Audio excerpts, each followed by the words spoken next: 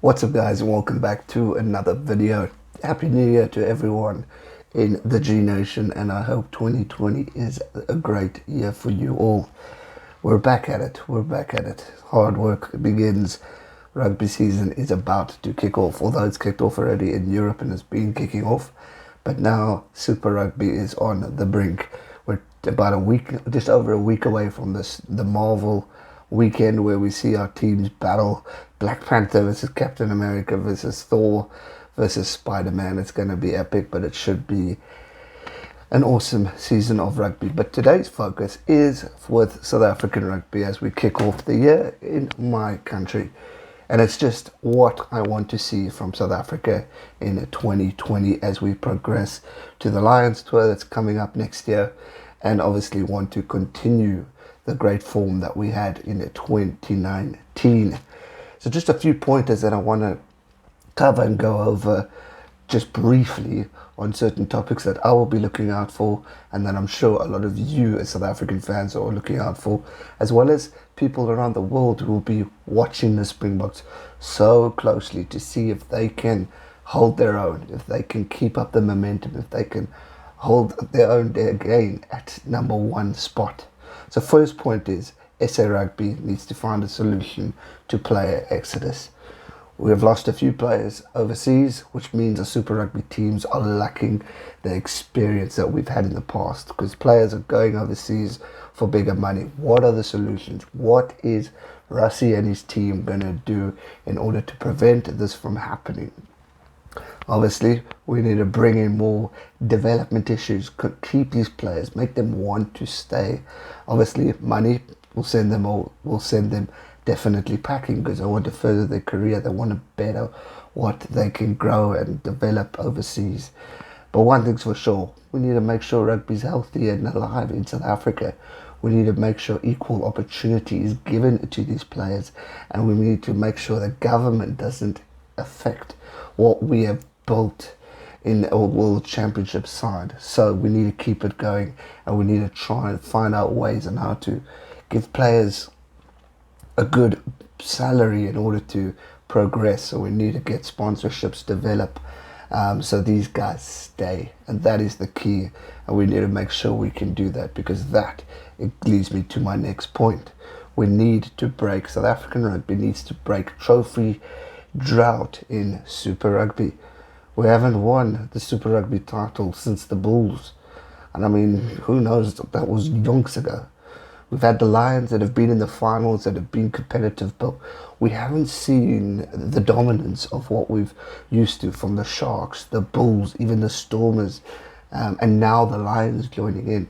All four teams need to really catch a wake up and prove that South African rugby is growing and developing, and we need to make sure that it is crisp, because if it's not, we're heading backwards, and that we can't afford, especially being World Rugby Champions. So we need to really hold our own and keep up with the momentum and keep focused, and the coaching staff need to communicate with management. We need to communicate with the director, which is Rassie, who needs to communicate with the CEO. Everyone needs to gel, everyone needs to talk, everyone needs to play the right game that suits every team as well as the national team, because that is what's going to lead us forward into getting an opportunity at winning the Super Rugby trophy. It's got to be consistency from all the teams.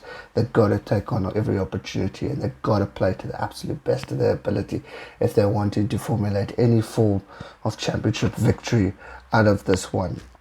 It's been 10 years since South Africa team has won the last Super Rugby campaign, and that needs to change.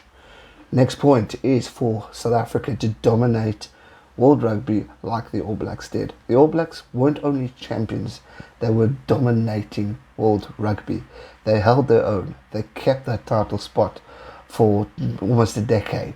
They were consistent. They were just brilliant in every aspect. They never lacked. They might have lost the odd game or two, but they kept with it.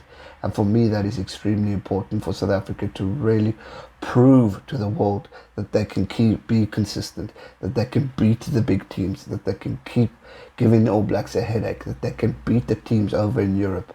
If they don't do that, they're not going to be worthy of the number one spot, and they will lose it as quick as a click. So that's going to be important. We need to dominate like the All Blacks did. Otherwise, it's just a waste. Next point, for Rassie Erasmus to sort out coaching structures and to improve player flow. He needs to improve the coaching structure. We haven't yet heard who the South African coach is at the time of this recording, which is the 7th of January 2020.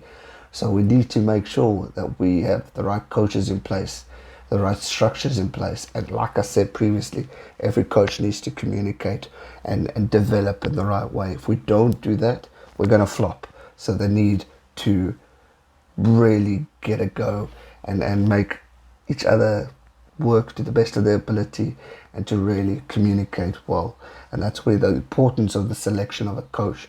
There's rumours it's Jacques, there's rumours it's Dion Davids, who I really hope it's not.